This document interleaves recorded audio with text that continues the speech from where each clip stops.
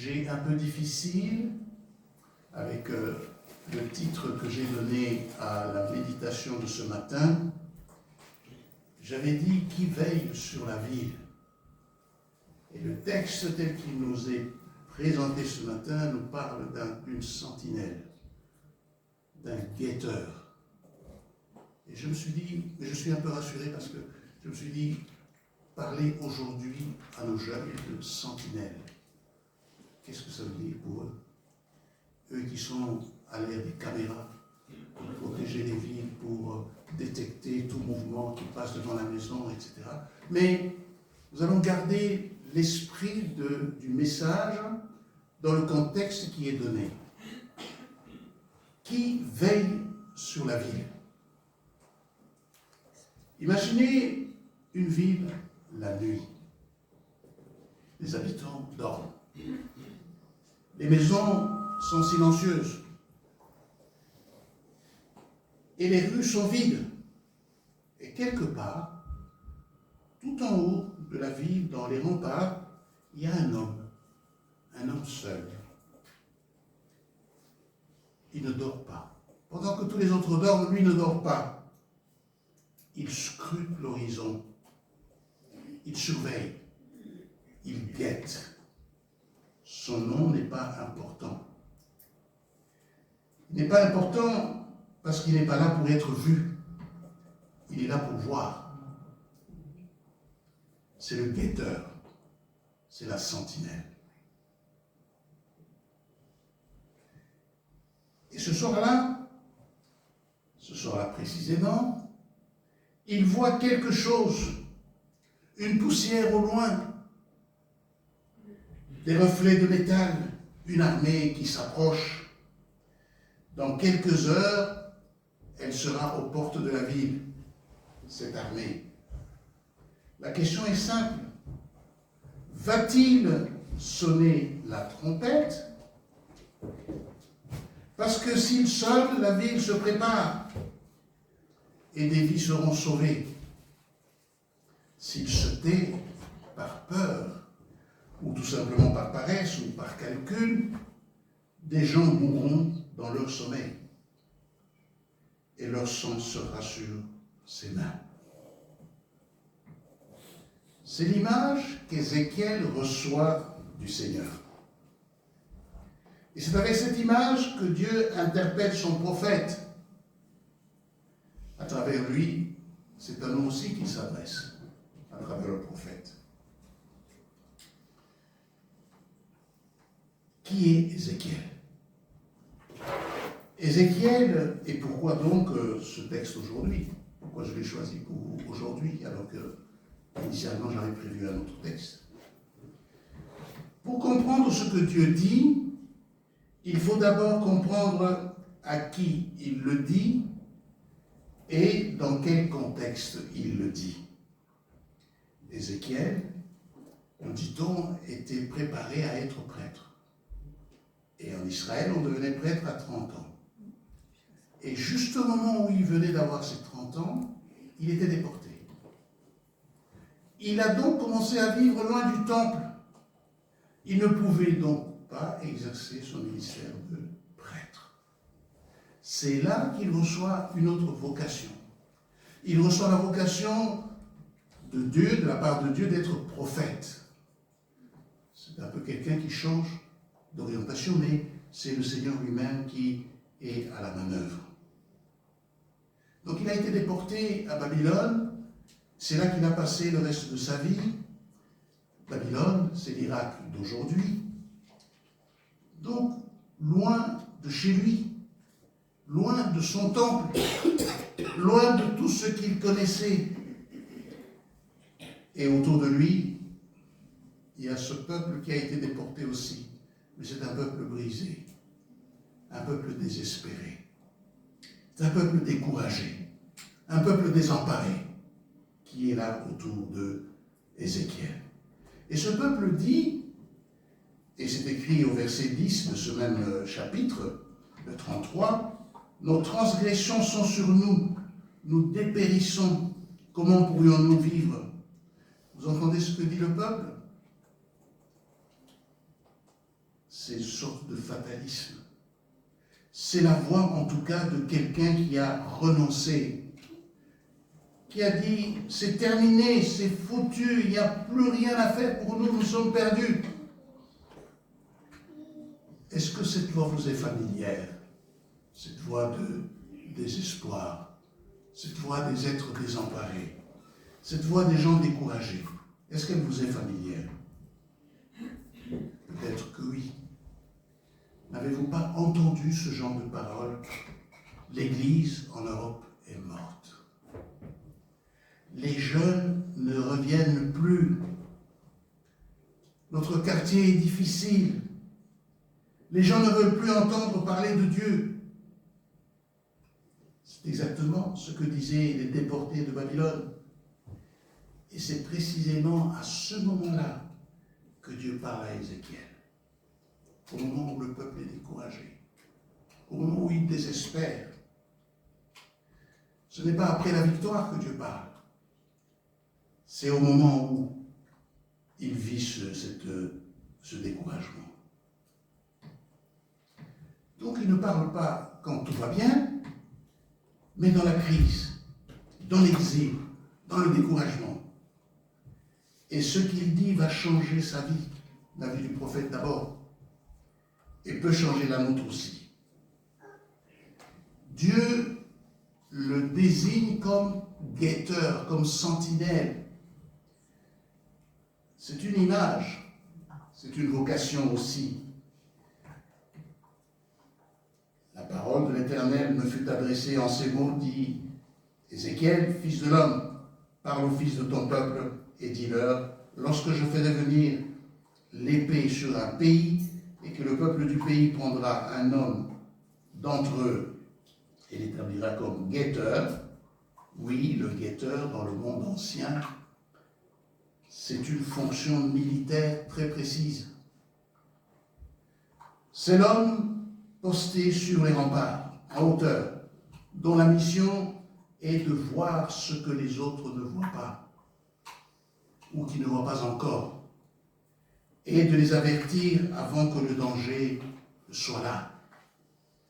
Il y a donc trois caractéristiques que je veux que vous reteniez concernant le guetteur. Premièrement, il est en position élevée. Il est sur le mur, pas dans la ville.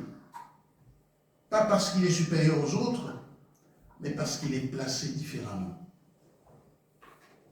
Sa position, c'est un service.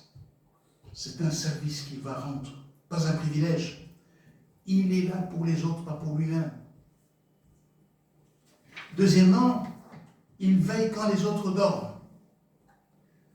Sa veille protège le sommeil de ceux qui lui font confiance. Il y a quelque chose de profondément sacrificiel là-dedans. Il se sacrifie pour que les autres puissent dormir, lui ne dort pas. Le guetteur ne choisit pas l'heure commode.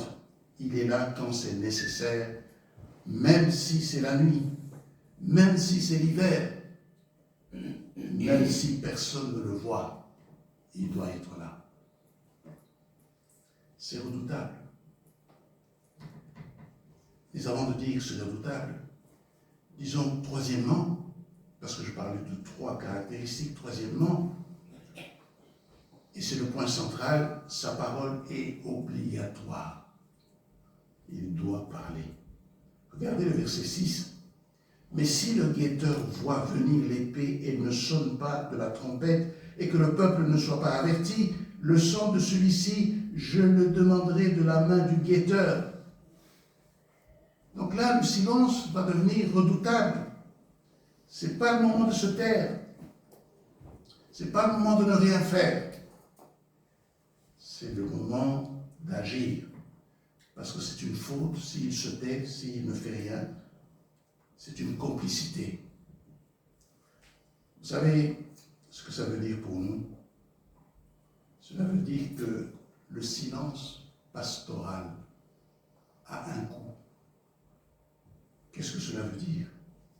Quand un prédicateur voit une fausse doctrine s'installer dans son église et ne dit rien, par peur de perdre des membres, par calcul politique, ce silence a un coût. Quand un responsable voit une personne s'éloigner de Dieu et ne dit rien, ce silence a son coût. Quand un frère voit un autre frère dans une situation dangereuse et se tait pour ne pas se mêler de ceux qui ne regardent pas, comme on a l'habitude de dire, ce silence a aussi un coût. Dieu demande des comptes aux guetteurs silencieux.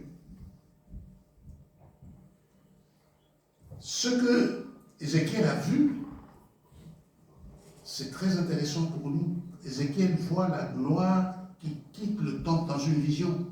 Il voit la gloire de Dieu qui quitte le temple.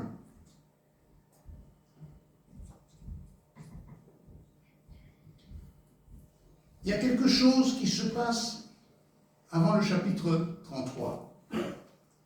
C'est cette vision, Ézéchiel, comme je vous le disais, il est en exil, il est à Babylone. De là où il est, le Seigneur le transporte dans une vision et il l'amène à Jérusalem pour lui montrer ce qui se passait dans le temple. À ce moment-là. Et Ézéchiel a vu des choses incroyables. Il a vu que dans le temple même, au cœur du temple, il y avait de l'idolâtrie. Au cœur du temple. Il y avait même de l'occultisme au cœur du temple. Il y avait toutes sortes de cultes qui se rendaient à d'autres dieux plutôt qu'à Yahvé, l'Éternel. Donc, la gloire de Dieu, ce que l'hébreu appelle la Shekinah, la présence habitante de Dieu, quitte le temple.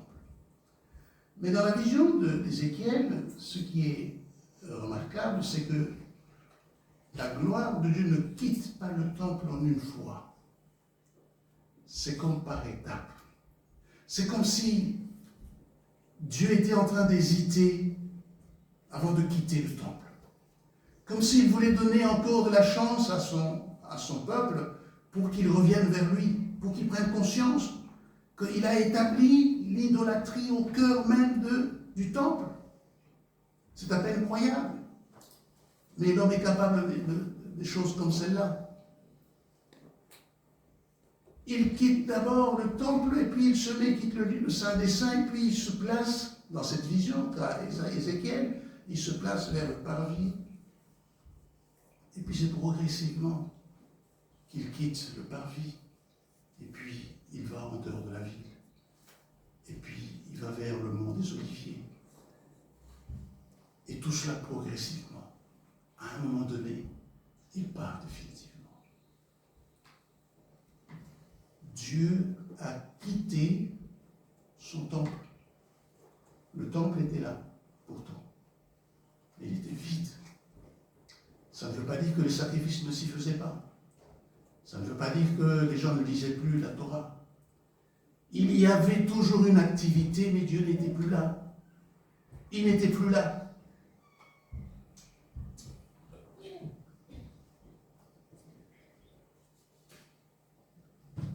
Dieu est parti parce que le temple était profané de l'intérieur. Ce n'étaient pas les Babyloniens. Ce n'étaient pas les Perses. Ce n'étaient pas les Assyriens. C'était son peuple à lui. Donc c'est de l'intérieur que le temple était profané. Des idoles installées dans le lieu saint. Des prêtres qui adoraient le soleil. Et des prophètes qui prophétisaient des mensonges. Qui disaient tout le temps paix, paix, paix, alors que ce message-là ne venait pas de Dieu lui-même. La gloire de Dieu ne peut pas cohabiter indéfiniment avec l'idolâtrie et le mensonge. Elle est sainte. Elle part. Et maintenant, vous comprenez pourquoi le guetteur est si urgent. Le guetteur veille pendant l'absence de la gloire. Il maintient une présence, une vigilance, une parole dans l'attente que la gloire revienne. Mais il faut avertir le peuple. La gloire ne reviendra pas d'elle-même. La gloire reviendra quand le peuple se sera repenti. Mes frères et sœurs, posons-nous cette question honnêtement. est-ce que la gloire de Dieu est présente dans notre Église aujourd'hui? Ne regardons pas les autres, la nôtre. Est-ce que la gloire de Dieu est présente ici au milieu de nous? Je ne parle pas des beaux bâtiments, je ne parle pas des programmes bien organisés. Je parle de cette présence réelle, tangible, transformatrice, qui fait que quand quelqu'un entre dans notre assemblée, quelque chose se passe dans son cœur. Il réalise que Dieu est ici. Il réalise que Dieu est ici. La présence de Dieu est là. Est-ce que cela se voit? Est-ce que cela se sent ici, chez nous? Si la réponse est honnêtement non, ou pas toujours, ou nous l'avons perdu, alors ce texte nous dit, il est temps que des guetteurs se lèvent. Ézéchiel est nommé guetteur. Et toi, fils de l'homme, dit le Seigneur, je t'établis guetteur pour la maison d'Israël. Ce qui était une illustration générale devient maintenant un appel personnel. Dieu dit à Ézéchiel, je t'ai établi, toi. Pas quelqu'un d'autre, mais toi. Et je vais vous dire ce matin que ce toi, c'est nous, inclus nous tous membres de cette Église. Je peux me considérer aussi comme membre de cette Église, parce que je suis consulant, je vais vous accompagner pendant un temps, donc cette Église devient nôtre. Et je pense qu'il ne s'agit pas ici tout simplement des pasteurs ou bien des anciens de l'Église ou des théologiens qui sont dans l'Église, mais tous nous sommes appelés, nous sommes nommés guetteurs, tout chrétien. Et cela ne se réduit pas uniquement à la sphère ecclésiale. Vous êtes parents, vous êtes guetteurs sur la vie de vos enfants. Vous voyez les influences, les amis, les contenus qui entrent dans leur vie. Et vous avez une responsabilité prophétique. Vous ne pouvez pas fermer la bouche, vous ne pouvez pas vous taire. Parce qu'ils sont en train d'aller vers la mort. Et vous avez le rôle de sentinelle. Ça peut ne pas plaire, mais le sentinelle ne dit pas toujours des paroles qui plaisent. Vous êtes ami d'un frère qui s'éloigne de Dieu. Vous êtes guetteur. La question n'est pas « est-ce que ça me regarde ?» Ézéchiel 33 dit que ça vous regarde parce que Dieu vous a placé à ses côtés comme sentinelle, comme guetteur. Vous êtes responsable dans l'Église, vous avez une responsabilité de groupe de maison, ou même un ministère dans la jeunesse, vous êtes guetteur. Quelle que soit la position que vous occupez, vous êtes guetteur. Et voici le défi que ce texte nous lance directement. Est-ce que nous sonnons la trompette? Parce que le guetteur, quand il voit le danger, il sonne la trompette. Ou plutôt, il parle. Ou bien nous nous taisons. Permettez-moi d'être concret. Dans combien de nos églises laisse-t-on entrer les fausses doctrines sans les nommer? La théologie de la prospérité qui dit que si tu es malade, c'est parce que tu manques de foi. La pratique des vœux, une sorte de marchandage avec Dieu où on dit Seigneur, je promets, si tu me donnes un emploi, je promets de faire ceci. Si tu me donnes des papiers, je vais faire ceci. Si tu me guéris, je vais faire ceci. C'est une sorte de marchandage avec Dieu. Dans certaines églises même, on demande des offrandes pour la bénédiction reçue. Attention, on est en train de monnayer, on est en train de retourner au XVIe siècle, là. On monnaie les bénédictions de Dieu. Ce n'est pas le cas de notre église ici. Mais je vous le dis pour que vous soyez alerte. Plus tu as reçu de bénédictions, plus tu dois payer cher.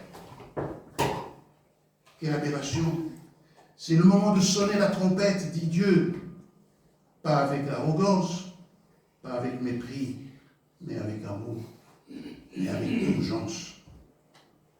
Parce que des vies sont en jeu. Ma prédication pourrait s'arrêter là.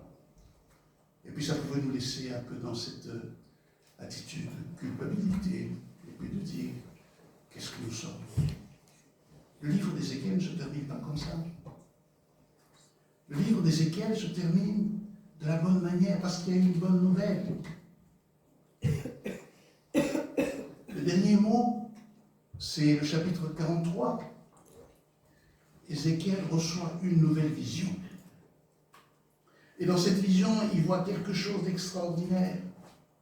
La gloire de Dieu revient et rentre dans la maison de l'Éternel par la porte. Elle était partie, elle revient. N'est-ce pas une bonne nouvelle? Elle ne revient pas tout simplement automatiquement. Elle revient lorsque le peuple a compris ce qu'il devait faire. Lorsque le peuple s'est repenti, lorsque le peuple est revenu vers son Dieu. Dans le Nouveau Testament, nous savons comment cette promesse s'est accomplie. Dans l'évangile de Jean, au chapitre 1er, il nous est dit que Jésus, le Fils de Dieu, qui s'est incarné, est venu établir sa tente au milieu de nous. Il est venu habiter au milieu de nous. C'est comme si la Shekinah, la gloire de Dieu, est revenue pour habiter au milieu de nous dans l'humanité. Et ça ne s'est pas arrêté là. C'est encore la bonne nouvelle. C'est qu'à la Pentecôte, Dieu est allé encore plus loin. Il a donné son esprit. Et l'esprit n'est pas donné seulement à quelques-uns. Il est donné à tous. Il y a une forme de démocratisation de l'esprit, du don de l'esprit. Il habite aussi bien les vieux que les jeunes, aussi bien les hommes que les femmes, les esclaves que les hommes libres. Tous sont habités par l'esprit et il vient faire sa demeure en chacun de nous. L'apôtre dit, ne savez-vous pas que vous êtes le temple de Dieu et que l'Esprit de Dieu habite en vous? Vous êtes le temple de Dieu. Nous sommes le temple de Dieu, mes frères et sœurs. La gloire de Dieu habite en nous. Mais cette gloire est souvent attristée, cette gloire est souvent éteinte à cause de nos péchés. Et c'est pourquoi nous pouvons être guetteurs aujourd'hui. Pas par nos propres forces, pas par notre propre autorité, mais par la force et l'autorité de celui qui nous aime, qui est venu faire sa demeure en nous. Je vais terminer par ce que j'ai commencé. La ville de nuit, l'homme sur le mur. Et la question, va-t-il sonner la trompette? Ce matin, Dieu vous pose cette question à vous, à nous personnellement. Nous avons entendu qu'il y a autour de nous besoin de guetteurs. Peut-être notre voisin, peut-être notre famille, peut-être un ami, peut-être le jeune qui est venu une fois dans l'église et qui est parti et que nous ne voyons plus. Dieu nous dit ce matin, je t'établis guetteur.